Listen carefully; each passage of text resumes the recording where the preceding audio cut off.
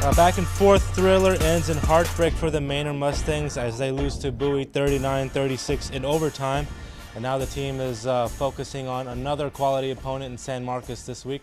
Welcome to this week's edition of the Mustang Corral. I'm Zoheb Hassan Ali, host of the Mustang Corral, with Coach Jimmy Mitchell, head coach of the Manor Mustangs. Coach, how's your weekend? How you doing? Well, like most of them, a lot of work. Licking our wounds a little bit. Last Thursday we felt like we let one slip away.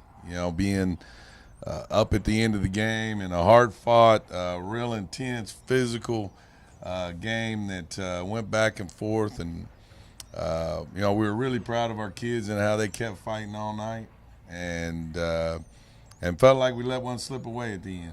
You get a few days to feel bad about it, and then you got to turn the page and move on. So that's what we're doing right now.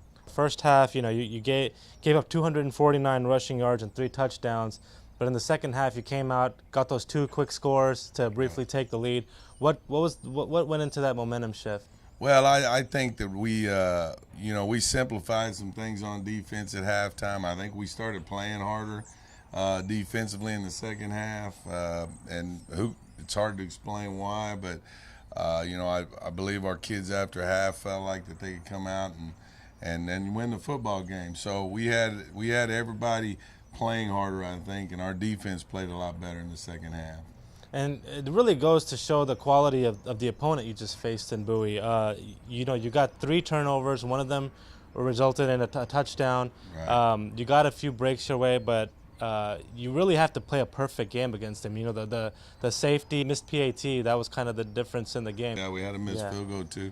Yeah, no, they're a quality team. They're in the top teams in the city, in the area, in Central Texas, and we knew it was going to be a battle. We're going to have to play well, and we did. We kind of spiked. We played well for a time, and then we didn't, and we'd make mistakes, but we kept fighting the whole time is what I was so happy with, and had a chance at the end. So, we've felt like all along we're in the top echelon in this area of football teams, and I think we proved it on Thursday. We just couldn't finish the job at the end. And I wanted to ask you one more thing that a lot of fans were confused about. 11 seconds left in the game. Bowie kicks a field goal to tie the game. Ensuing kickoff, Tree catches the ball, runs, doesn't get tackled, but the refs blow the play dead. And the clock went from 11 seconds to 0. Did they give you an explanation on what happened there? No, Zoe, they didn't. I was trying to get one, but they didn't. And I'm not sure they think that. I'm not even sure they know what happened. So that was an unfortunate part of the game there, because Tree had an opportunity there to get down the sideline and maybe go score. So. But no, there wasn't really an explanation for that, and then we were.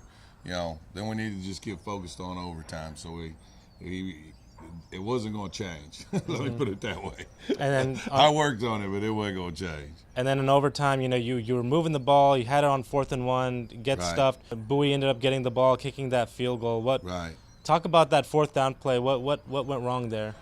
Well, I'm going to tell you the thinking on that. I'm glad you asked me that.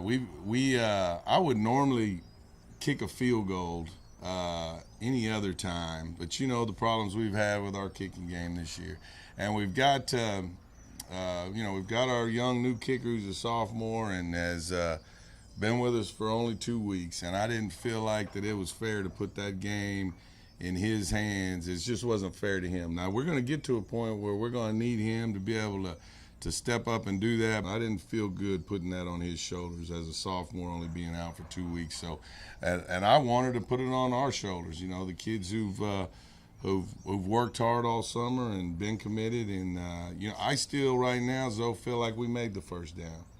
I thought we've made it on 3rd down. We didn't get the spot either time.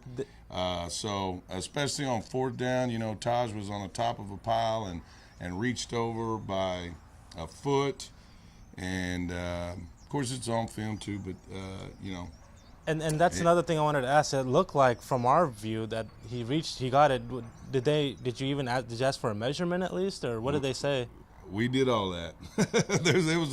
It was hectic down there on the sidelines there at the end. But they were adamant that he didn't make it, so we deal with it. But, there's a tremendous amount of positives coming out of this. I think we proved to ourselves that we can play with the top teams in the area, proved to ourselves that we're a good football team, and we need to build on that. We need to turn the page on that deal and move forward.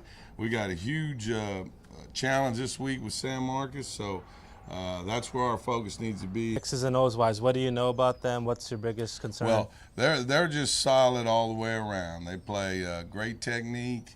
They're disciplined, and they do a good job. And they've played well up to this point. So we've got our hands full again, and we know that, and we need to go play well. Okay. And that game, fortunately, will be here at the MAC at 7:30 Friday night. So come on out. Please get your tickets online at ticketspicket.com, or you can get it at the door. And we hope to see a full house. Once again, thanks for joining us for this week's edition of the Mustang Corral. I'm Zoheb Hassanali here with Coach Mitchell, and we'll see you next week. Go Mustangs!